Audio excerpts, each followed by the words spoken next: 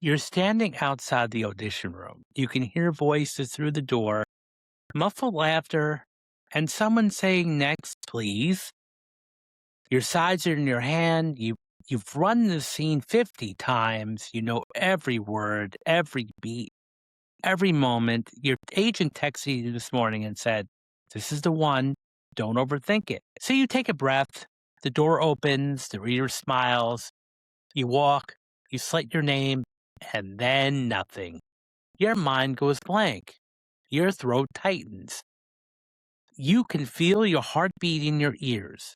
The words are right there, but for some reason, they're not coming out as planned. You stumble through the first line. The casting director's face hasn't changed, but you feel it. The shift in the room, the energy is just like draining out. You finish and thank them and leave. And the moment you hit the hallway, you want to disappear. So, what the hell just happened? Well, here's what happened. Your amygdala just hijacked your prefrontal cortex. And until you understand the biology of what's happening in that room, you're going to keep choking. And it's not because you're not talented. It's not because you're not prepared, but because your nervous system thinks that the casting director is a predator and it's trying to save your life. Hi, I'm Dr. Bramante, a psychology professor, clinical hypnotist, and for over 20 years, I'm the agent and owner of Bramante Artists. I've sat in thousands of audition rooms. I've watched so many actors freeze. I've watched mediocre actors book because they know how to regulate their nervous system. And I'm going to tell you something that will piss off every acting coach who's ever told you to just relax. Because you can't think your way out of a hijacked amygdala. You have to train it. So welcome to Mental Rehearsal. This is our first episode, the inner game of the audition. So today we're going to go deep on 3 questions that haunt every actor. Walking into the room, why do I freeze? Why do I care so much what they think? And how do I stop taking rejection personally? This isn't about just believing in yourself. What we're talking about is rewiring your nervous system so that the audition room stops feeling like a threat and starts feeling like home. All right, let's get to work. So let's start with the question that keeps you up the night before every audition. Why do I freeze when in the room? You've done the work. You've memorized the sides. You've made character choices. You've run the scene with your coach, your scene partner, your bathroom mirror. You know this material. But the moment you step into that room, your body betrays you. Your hands shake, your voice cracks, and your mind goes blank. And the worst part, you can see yourself doing it. You're watching yourself fail in real time, and you can't stop it. So what's happening? Your amygdala is the ancient reptilian part of your brain responsible for survival. It has identified the audition room as a threat. Now, rationally, you know, of course, the casting director is going to kill you. But your amygdala does not operate on logic. It operates on pattern recognition. And here's what it sees: high stakes. This could change your career. Judgment. Someone is evaluating you. Uncertainty. You don't know if you'll succeed. And then there's a social rejection risk. You could be told no. To your amygdala, that's the same neurological signature as being separated from the tribe 10,000 years ago. And back then, separation from the tribe meant death. So your amygdala does what it's designed to do. It triggers a fight or flight response. So here's what's happening in your body in less than 1 second. Your heart rate spikes. Your blood pressure increases. And you can feel the pulse in your throat. And then your breathing becomes shallow, and you're taking quick chest-level breaths instead of deep diaphragmatic breaths. Blood flow redirects, and your body pulls oxygen away from the prefrontal cortex. That's the part of your brain responsible for memory, language, and decision-making, and sends it to the muscles preparing to run or fight. Now, your pupils will dilate, your vision narrows, and you literally can't see the full picture anymore. Your digestive system shuts down. That's why your stomach feels like it's in knots. And here's the kicker. All of this happens before you say your first line. So your body is trying to protect you, but in doing so, It's sabotaging the exact thing you need to do, and that's to perform. Now, here's where most acting coaches get it wrong. They'll tell you to, just calm down or take a deep breath or just be confident. But see, you can't logic your way out of a hijacked nervous system. You can't think positive when your amygdala is screaming at you to run. You have to train your nervous system to recognize the audition room is not a threat. So how do you do that? Well, step one, reframe the physiological response. The next time you feel your heart racing before an audition, don't label it as nerves. Label it as excitement. This isn't just positive thinking. This is science. Research by Alison Wood at Harvard University showed that anxiety and excitement produce almost identical physiological responses. Elevated heart rate, increased adrenaline, heightened alertness. The difference is your interpretation. When you label the sensation as anxiety, your brain interprets it as a threat.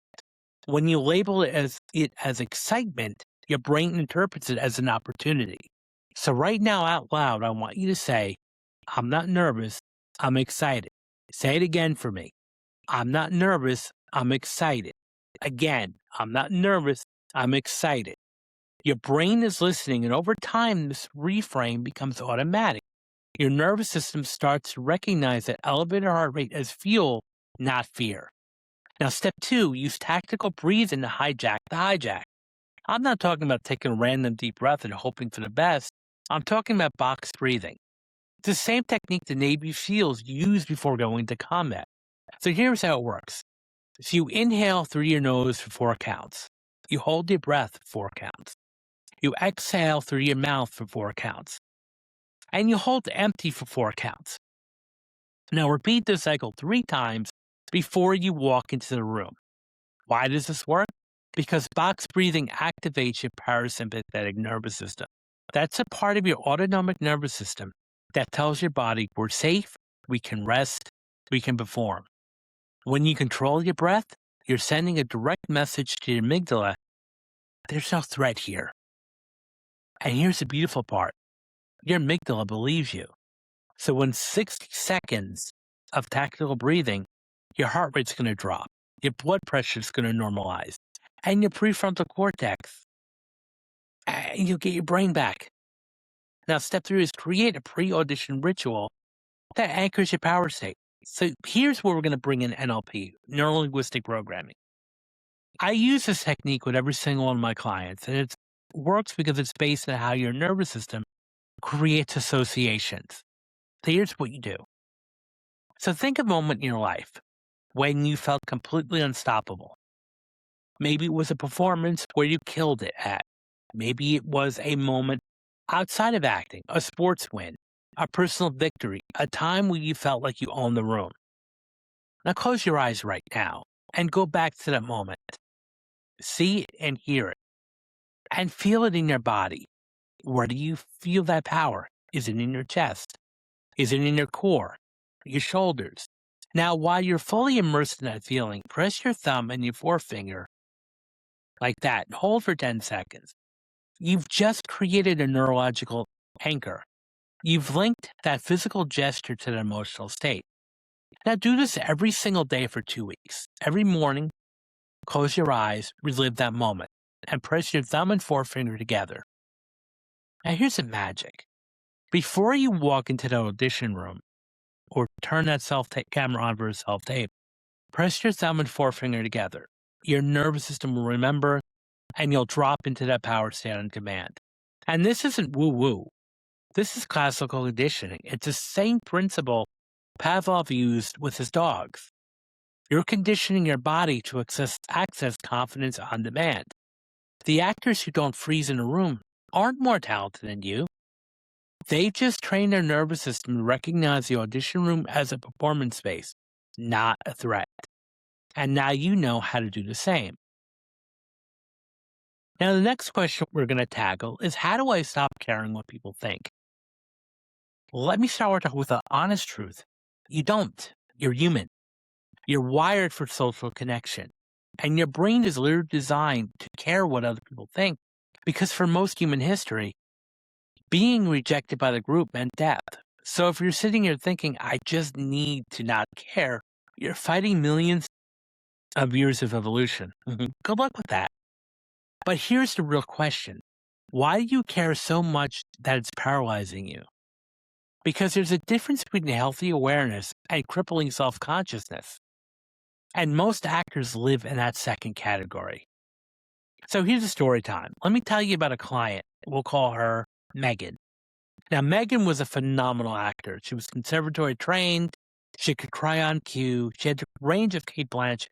But every time she walked into the audition, she would scan the room, read the casting director's face, and immediately second-guess her choices. They're not smiling. They hate me. I should have worn something differently. I should have played it bigger. No, maybe smaller. Wait, what did the breakdown say again? So by the time she started that scene, she was so in her head that her performance felt flat. She wasn't acting, she was people-pleasing. And here's the thing. People-pleasing is not the same as connecting. So when you walk into that room trying to figure out what they want, you're not being present. You're not listening. You're not in the scene. You're in your head, running an algorithm, trying to crack the code of what will make them like you. And ironically, that's the exact same thing that's making you unbookable. See, casting directors don't want someone who's trying to please them. They want someone who owns a room, someone who walks in with a point of view and says, here's my interpretation, take it or leave it. And that's not arrogance, that's professionalism. So how do you get there? Well, step one is understand a concept known as locus of control. In psychology, we talk about two types of locus of control. External locus of control, which means your sense of self-worth is based on other people's reactions. You need their approval to feel okay about yourself. Now, on the other hand, internal locus of control, your sense of worth comes from within. So you base your value on the work you did, not the response you're getting. So when you have an external locus of control, you're giving other people power over your emotional state. That's exhausting. And it's a losing game because you can't control what other people think. The shift you need to make is to an internal locus of control, where you ask yourself, did I prepare? Did I make bold choices? Did I show up as a professional? Did I do my job? If the answer is yes, you've won, even if you didn't book. The next step is to reframe rejection as redirection. Now, this is something I teach in every workshop I run. When you don't book the job, your brain wants to make it mean something about you. I'm not good enough. I'm not pretty enough. I'm not talented enough. But here's the truth that will set you free. Most of the time, it has nothing to do with you. Maybe they cast their director's friend. Maybe they went with someone who looks like the lead's actual sibling. Maybe they decided to go with younger, older, taller, or shorter. Or maybe the project fell apart completely. Or maybe the network changed their mind. Or perhaps the role got cut. And you'll never know. And that's the point. The only thing you can control is whether you walked into the room and did the work. If you did, you won. I had a client who auditioned for a series regular on a major show.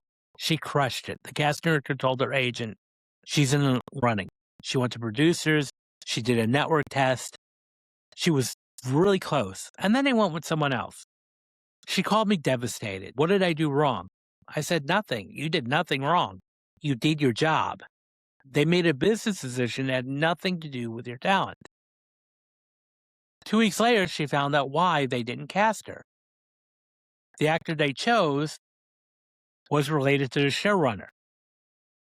That's a business. You sometimes can't control nepotism. You cannot control politics. You cannot control chemistry. You can only control your preparation, your choices, and your professionalism. And when you internalize that, you truly let go of the needing of their approval. Now you become dangerous because you're not performing for them. You're performing for the character, for the story, for the work. And that, my friends, is what's going to book. The next thing is practice detachment through visualization. So let's do another mental rehearsal exercise. to train the detachment muscle. Close your eyes. Now imagine yourself walking into the audition room. You slate, you perform the scene fully and committed, you thank them, you leave. Now imagine the cast director turning resistant and saying, "Not right for this one." And here's the key. You feel nothing. And it's not because you don't care about your career, because you know that this one audition is not your career. It is only one small data point in a career that will span decades. So run this visualization every single day. Train your brain to separate performance from your outcome. And over time, your nervous system will stop treating every audition like it's life or death, because it's not. The actors who book consistently don't care less. They've just trained themselves to care about the right things, the work, and not the verdict. Now let's talk about the cumulative effort that breaks a lot of actors long before they get their shot. How do I deal with the constant rejection? Here's the hard truth that nobody tells you in acting school. This is a volume game. And let me break down the math for you. If you're submitting to 10 breakdowns a week, and you may book a job 1 in every 3 months. So that means you're hearing no, or more accurately, hearing nothing about 120 times before you hear yes. See, most actors can't handle that. They take it personally. They spiral, they burn out, and they quit. But the actors who make it, they built a system that makes rejection irrelevant. So let's build that system together. One, you have to separate your identity from your results. You are not your booking rate. You are not your IMDb credits. You are not the sum of your auditions. You are a professional actor who shows up, does the work, and moves on to the next opportunity. So I teach my clients to create what I call a happy file. Every time you get positive feedback, whether it's a great note from a coach, a callback, a compliment from a casting director, or a scene partner says that was amazing, you document it. Maybe you screenshot the text, save the email, write down the compliment, put it all in the folder on your phone or computer. And when you're in a low moment, when you haven't booked in months and you're starting to doubt yourself, you pull out the happy file and you remind yourself, I'm not making this up. I'm good at this. The work is working. This isn't about ego. This is about evidence. You're building a factual record that counteracts a negativity bias in your brain. The tendency to remember one bad note and forget about the 10 good ones. After the happy file, you want to build a next audition reflex. Here's a mental technique that will change your career. The moment you finish your audition, before you even leave the building, or as soon as you turn that camera off, you say to yourself, next, not how did I do, not did they like me, not should I have made a different choice, just next. This trains your brain to move forward instead of ruminating. You're creating a psychological circuit breaker that prevents you from obsessing over individual auditions. And over time, these reflexes become automatic. You'll stop replaying auditions in your head. You'll stop checking your email every 5 minutes. You'll stop asking your agent, have you heard anything? Because you've already focused on the next opportunity. I had a client who used to spend 3 days after every audition analyzing what he did wrong. 3 days of mental torture. We implemented the next reflex. And within 2 months, he told me, I don't even remember half the auditions I go on anymore. I just show up, do the work, and move on. 6 months later, he booked a recurring role on a streaming series. Did the next reflex directly cause the booking? Maybe not. But it freed up his mental bandwidth that he was wasting on the anxiety and redirected it towards preparation and being present. The next step is to control your inputs, not your outputs. So here's what you can't control. Whether you book, whether they call you back, whether they even watch your tape, whether the project gets made, whether your type is what they're looking for. But here's what you can control. How many breakdowns do you submit per week? How often do you spend time training? And I'm talking about classes, coaching, scene study. How often you are update your marketing material, your headshots, your reels, your websites, your profiles? How often do you show up in a room prepared, professional, and present? How well do you take care of your instrument? See, these are what we call your key performance indicators, your KPIs. This is not your booking rate. So I had a client who came spiraling to me because he hasn't booked in 6 months. And we did an audit of his actual behavior. Turns out he was only submitting to maybe 3 to 4 breakdowns a week when he should have been doing 15 to 20. His headshots were over 2 years old and didn't really look like him anymore. And he hasn't taken an acting class in over a year. So he's showing up to auditions. He was not really preparing. So he wasn't getting rejected because he wasn't really even in the game. So we built a system together. And we said a minimum of 15 to 20 self-submitted breakdowns a week. New headshots every 18 months. At least one class per month. And the side should be memorized or at least 90% off book. Within 3 months, he booked a co-star in a network show. Did his talent suddenly improve? Not necessarily. His outputs change. And when your inputs change, your outputs become inevitable. The actors who survive the business, they don't have thicker skin, they have better systems.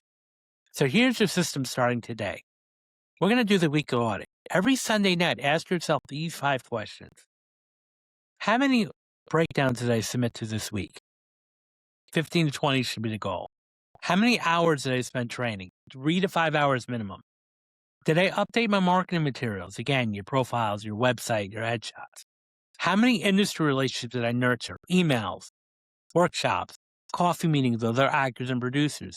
Did I take care of my instrument, sleep, exercise, your mental health? If you can answer yes to at least 4 out of those 5, you're doing your job. And if you're doing your job consistently for at least 6 to 12 months, the bookings will come. And it's not because the universe rewards effort, because you're actually playing a game instead of waiting for the game to come to you. The rejection doesn't stop, but when you have a system, it stops mattering. So let's bring this home. Now, we started this episode with you standing outside the audition room, heart pounding, mind racing, wondering if you're about to choke again. And I told you, your amygdala thinks a casting director is a predator. But now you know the truth. The audition room is not a threat. It's a laboratory. It's a place where you get to test your choices, where you get to practice performing under pressure, where you get to collect data about what works and what doesn't. And most importantly, it is not your career. Your career is not one audition. It's not one callback. It's not even one booking. Your career is accumulation of thousands of auditions over decades. It's a training you do when no one is watching. It's a system you built that keeps you in the game when everyone else quits. The 3 questions we tackled today were, why do I freeze? Why do I care what people think? And how do I deal with rejection? Now, these aren't just audition problems. These are your nervous system problems. And the solution isn't more talent. It's not more training. It's not even more opportunities. The solution is regulation. Regulating your amygdala so it stops hijacking your performance. It's regulating your need for approval so you can show up with a point of view instead of people pleasing. And it's regulating your response to rejection so you can play the volume game without burning out. And that's the inner game in the audition. And when you master the inner game, the outer game, the bookings, the callbacks, the career, it all becomes inevitable. And it's not overnight. And it's not going to be on your timeline, but it's going to be inevitable. So this is Mental Rehearsal Episode 1. I'm Dr. Al Bramante, clinical hypnotist, and for over 20 years, a theatrical talent agent. And I've watched thousands of actors walk into the room. Here's what I want you to do right now. First, go to www.mentalrehearsal.show. Sign up for the mailing list. I'll also send you a free hypnosis recording that's going to design to rewire the 3 mental blocks we've talked about. and just developing an unshakable actor mindset. And you listen to this every day, you're going to notice the change. Do this for 2 weeks. The second is I'd like you to implement one thing from today's episode before your next audition. Just one. Now, maybe it's a box breathing. Maybe it's a thumb finger anchor we talked about. Maybe it's the next reflex. So pick one, commit to picking one and using it. Because knowledge without action is just entertainment. And you're not here listening to podcasts being entertained. You're here to book.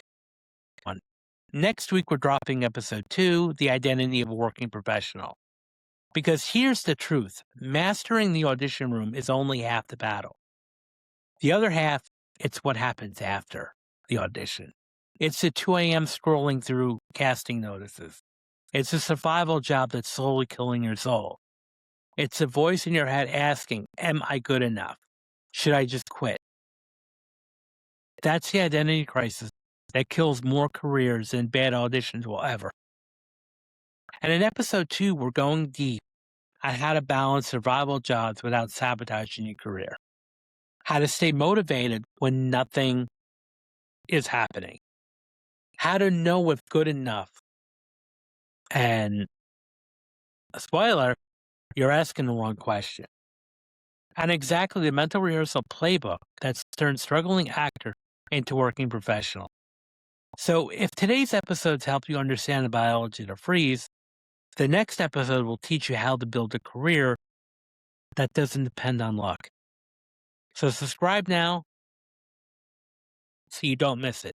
And remember, the actors you book aren't more talented. They've just trained their nervous system to treat their audition room like home. Now, go train and do the work.